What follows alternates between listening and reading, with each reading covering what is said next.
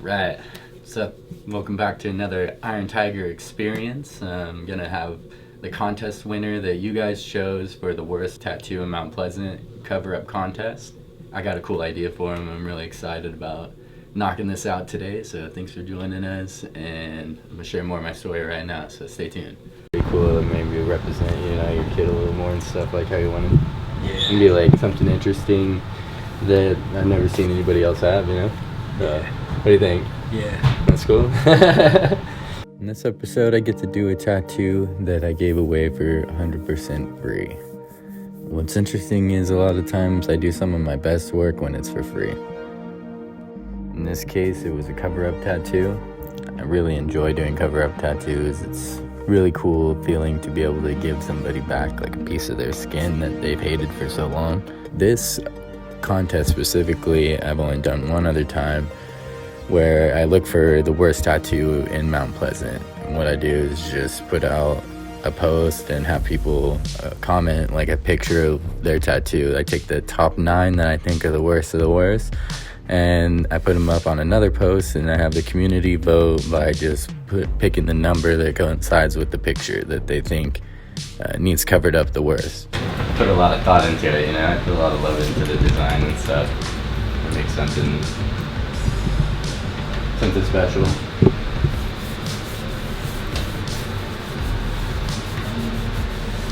I do these giveaways every once in a while. I look at it as an opportunity to give back. This community has given me a lot, and every once in a while you just get a chance to share your art and do something that's not just about money, but it's also about just spreading goodwill and being a good neighbor. What was the tattoo originally? It was supposed to be a dragon with a snake, and the snake was supposed to come down through here. Yeah. And you said what happened? The guy actually he does good work. That's why I had him do it. But he, I don't know, he just fell in some bad times or whatever it was, and he, guy high on Benadryls. Oh yeah. He actually had 30 Benadryls in his system at the time that he tattooed me. Like, why would you want to tattoo someone? You'd be falling asleep or something, right? Yeah, he kept like nodding out, and I'm like, bro, you all right? And he's like, yeah, I'm just a little tired. We can do this another day. I was like, no, I'll get you finished. And then when he got done, and I'm looking at it, and you can see where the lines are blowing out and everything else. I'm like, man, dude, are you kidding me? Yeah, it's gonna be fine. It's pretty gray now, so the hardest part about cover-ups is solid blacks, so there's not a lot of that going on, which is gonna work to our favor. So I got some real dark blacks to use. Who knows what kind of ink it was or any of that too, It was so long ago. Yeah. How long you had that? Since 2003. Okay. Yeah, the sun's done a lot of beating down on it then too, which is good for us too. I was doing a lot of work outdoors, and I made sure I had nothing on but a tank top. Yeah. It works to our advantage as long as it's gone through some laser removal at this point, That's how it works. Same as the sun. Electrum green gold! No. It's my favorite. My buddy just got sponsored by them, and they make their own inks now too and stuff. They're kind of becoming a big company. It was just some weird green goo years ago. We used to make some the shop I learned at, and it was in this Kool-Aid container, so we'd always be like, where's the green Kool-Aid? And the clients would be like, so I wanted to look from the outside when you're walking around, that's the focal point. Once we found the person that needed my help the most, I met up with him. His name's Nate. He's a cool guy. He brought his son in. I had an idea because we talked a little bit online. So I came up with a sketch that I thought would be a good idea for the cover-up. And then I scheduled him into my schedule, and it was a couple of weeks, and I kind of came up with some other ideas in the meantime because it just kept running through my head, like our meeting and some stuff that we talked about. And so I just kind of got rid of the old design and came up with a totally new one. And I do that sometimes, you know, so that's what part of my process, and that's why I like to have a lot of time to create these designs, so I can put extra work into thinking about research and just doing like practice runs and sketching stuff that I'm just gonna totally throw away, and stuff that, you know, helps me come up with an idea that I maybe mash with another idea that wasn't that great, but together, like little by little, I build like a really cool idea.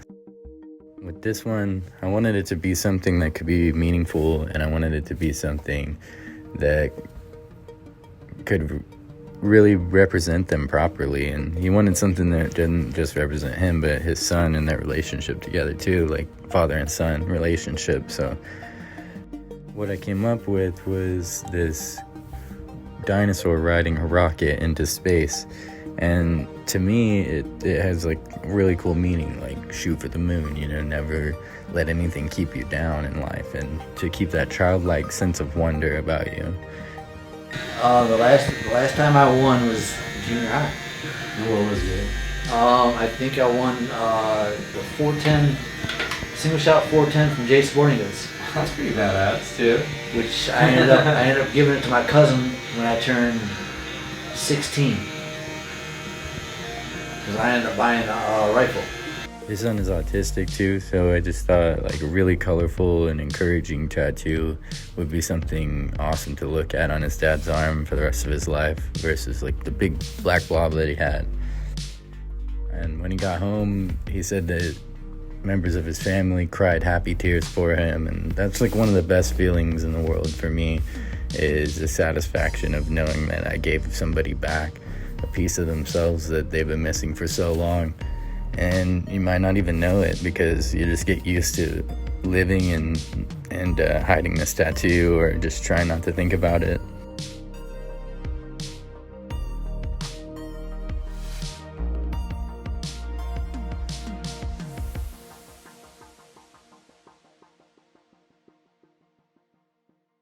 I think the newest tattoo I got is 2015. It's been a minute then. Yeah, that's the one I got up here. But if it's like some crazy like intricate piece with like all kinds of moving parts and connections and stuff, then you gotta really point it out. It's got a few different things to it. It's not like elaborate. Yeah. It's more or less. Like if it's got a kind of line work, pretty much for me is what kills me on time. Ooh, this thing's super sick. This is gonna start like at the base of my spine. It's just an idea, or you already have something back there? I've already got it drawn up. Oh, okay. I already had something drawn to go with it. Nice. And it's gonna be stuff that's coming out, kind of coming out of the mud, different demons and stuff like that. Yeah. And the tattoos that I love doing the most are the ones that make me feel like a kid again. Like the stuff that makes me feel nostalgic, or the things that maybe my 15-year-old self would give me a huge high five and a hug for doing, you know? Like that's the stuff that I live for, and that's the art that I really want to be doing. So I also took the opportunity to just do a piece of art that I could really love and enjoy doing too. Cats or whatever, it doesn't even matter, you know, something, anything, and then I just make it into this cool little like funky ass style. I'm really proud of this piece. I think the best way to approach getting a cover-up tattoo is, first off, you gotta choose an artist that has a lot of experience doing cover-up tattoos. And once you find an artist like that has art that you actually really like, you're gonna have to just put your trust in them, and you're gonna have to try to save up some money if you're not prepared yet, and you're gonna probably have to wait in line a little bit, because good art is always in high demand. And you know, you're not the only one looking for a cover-up. There's a lot of people out there who got bad tattoos and made mistakes because people overestimated their abilities, or bought a machine online and just made some major errors on somebody that they have to live with for life. And it's not fair to them, but there is hope. All you have to do is find the right person and go. And the best way I find that artists work usually is by communicating in person. So you're gonna always want to meet with them in person, do a consultation, show them your tattoos so they can see it. And there's a lot of factors to a cover-up tattoo, so you want them to see it with their own eyes. You want to be able to know like how dark the blacks are, and if there's any scarring, and if the colors look like maybe they're mixed with white. All these things really can alter what's possible for your tattoo even. Do shit like this all the time. My life would be awesome. It is awesome, but it would be more awesome.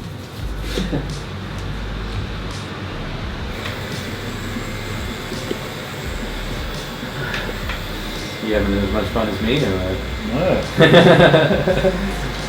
You also want to be able to talk to them about ideas and what will and will not work. And sometimes, you know, like you have to have a little bit of a conversation to have them kind of put a little bit of your personality into the tattoo too, because you want it to represent you. You don't want to just get a random tattoo that doesn't mean anything and just covers the old tattoo. I mean, in desperate situations, there is times where it calls for that because there's no other options. Usually I don't find that limiting. I find it that there's always a way to put the person's personality or a little bit of them into the tattoo. You have to do that, because otherwise what's the whole point of getting a tattoo? It's supposed to be like taking your insides and putting them on the outside, I always say. So for me to just like do what I want to just do, there's part of that to it, but I don't think that that's the whole picture. It has to be a symbiosis of the artist and the collector. Two people coming together to create a piece of art that represents the canvas too, not just the artist. So that's just part of tattooing, you know, that's different than being a painter or doing anything else.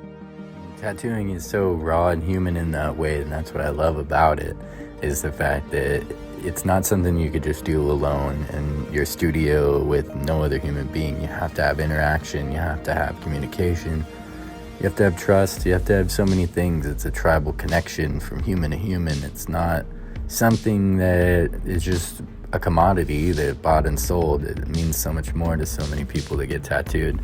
And that's what I like to do, is create art that's deeper than just the image, and it means something to the person and it tells their story on their skin. If you got a bad tattoo, or you need a cover up, or you need any other kind of tattoo that you need an artist who's really going to pay attention and put some affection and love and energy into the tattoo and design, and you like my art, then just check out my website at www.irontigerbooking.com and fill out a request form. It's pretty easy. If your idea is a good fit for me, then we're gonna end up booking a consultation with you where we can meet up in person and talk about your idea further and the process and everything else that goes along with it. And then from there, you'll have a chance to book. So really looking forward to meeting more people this year that have cool ideas and projects that I'm excited to work on. The more things that just make you feel like a kid again and stuff like that, like I really am looking forward to doing.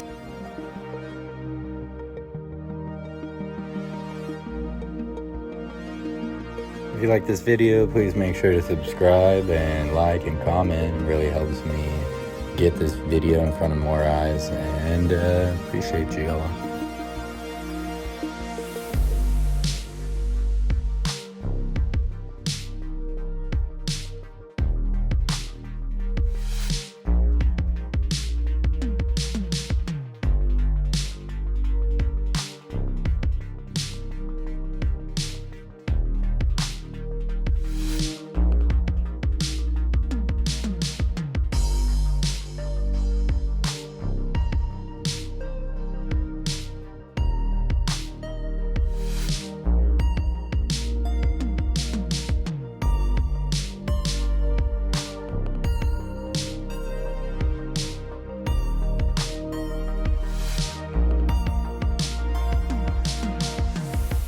See you next time on Iron Tiger Experience. Brought to you by pigmentpop.com.